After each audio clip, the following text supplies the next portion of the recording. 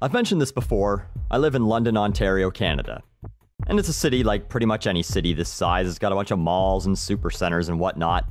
But until last weekend, we didn't have an Apple store. Huh. What sort of Mennonite village was I living in, you ask?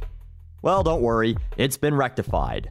And the arrival of the new store was covered by our prestigious news outlets, radio station AM 980, and daily newspaper the London Free Press.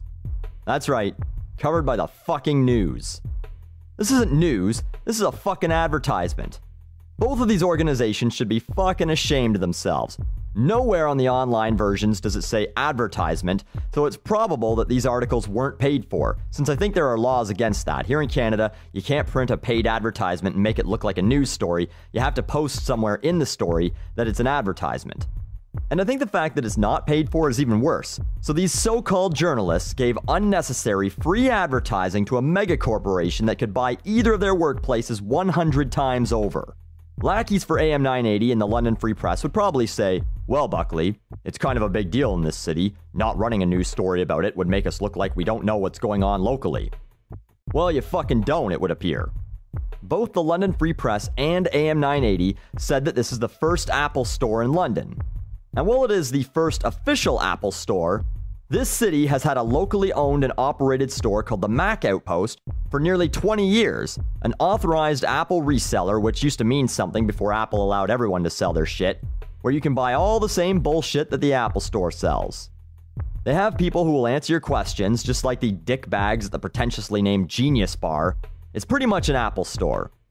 But during the ads masquerading as news that these two media outlets ran, at no point do they mention this. These local journalists know the city so well, I'm sure they would have known that this store exists, and could have even salvaged something close to a legitimate news story by interviewing the owners to ask how they felt their local business might be affected by an official Apple store opening at the mall. But instead, we got this. AM 980 was sure to highlight that the first 1,000 customers would get a free t-shirt. Free fucking t-shirts. Whoever put that in a news story should be fucking fired from life. And the London Free Press ran testimonials about how much drooling idiots love Apple products, and how they're brainwashing their hopeless little brats, too. Even children can play with them. Well, fuck. Rush down there for your free t-shirt, and pick up a fucking iPad for your 4-year-old, and if you happen to shit your pants due to overexcitement, you can wipe it up with a free t-shirt. Edward R. Murrow would rather have had someone shit in his mouth than see this happen to journalism. Today's top story: London finally gets an Apple store. Finally.